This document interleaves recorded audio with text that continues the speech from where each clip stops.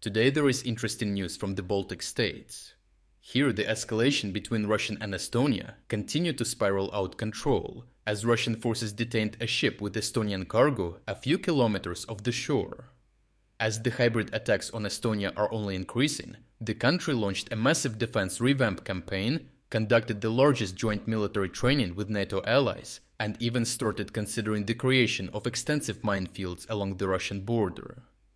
Recently, tensions have escalated significantly after Russian authorities detained the Green Admirer, a Greek-owned Liberia-flagged oil tanker that had just departed from Estonia's Sillamae port.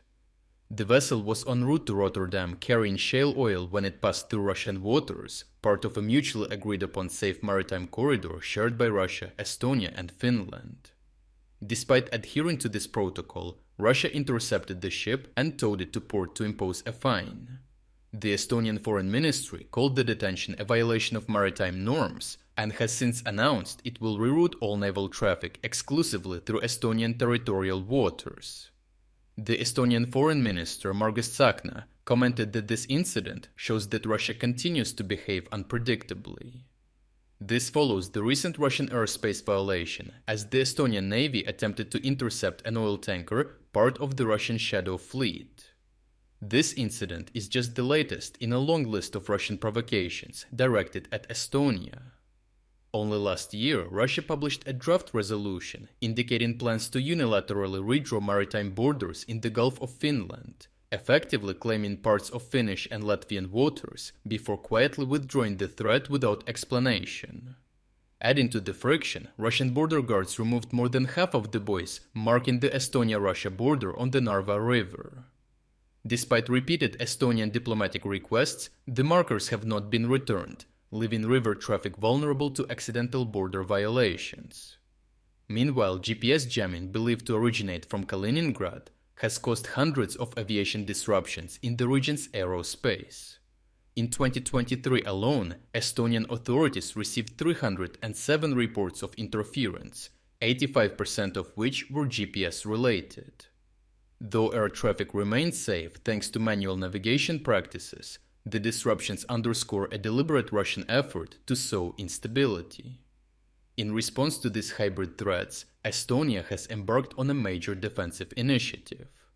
Estonia's Center for Defense Investments is launching the construction of 600 concrete bunkers along the Russian border, which represents a significant shift in national defense thinking.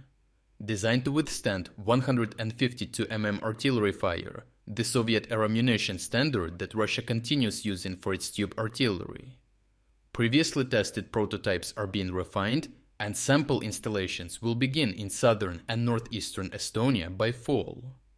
Estonian Defense Forces officials emphasized the importance of completing as much of the work as possible during peacetime with civilian equipment. The bunkers will be concealed as mounts and monitored regularly for readiness. In parallel, Estonia has acquired concrete dragon's teeth and barbed wire valued at 1.6 million euros, although this will only be installed if tensions escalate further. Following the lead of Lithuania and Poland, Estonia is also considering withdrawing from the Ottawa Convention on Anti-Personnel Mines.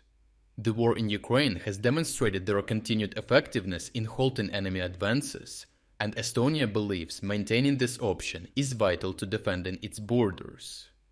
Military readiness has also been boosted through large-scale exercises. Earlier this month, Estonia hosted Exercise Hedgehog 2025, its largest annual military drill. Involving over 16,000 troops from 10 NATO countries, the exercise simulated a full-scale Russian incursion. It tested rapid response strategies and interoperability among allied forces. Estonia's new doctrine now prioritizes defending territory from the first moment of attack, moving away from the older tripwire strategy that assumed an initial enemy advance before a NATO counteroffensive. The lessons from Ukraine, especially Russia's destructive tactics and the steep cost of reclaiming lost land, have fundamentally reshaped Estonia's defense posture. Overall, as Russian provocations continue, a strong Baltic line of defense is taking shape.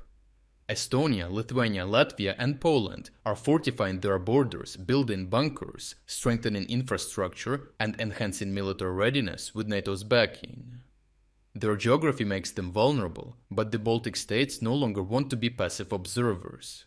They are forming a collective wall of resistance, ensuring that any further Russian provocations will be met with a harsher and immediate response, improving their strength and deterrence ability. If you are against the invasion of Ukraine and you want to support the work that I am doing, consider subscribing to our own independent news website.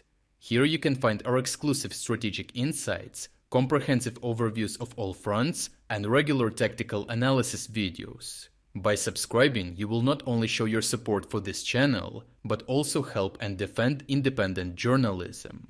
The link to our website is in the description. Thank you for watching this report, and I appreciate everyone who stepped up to join us.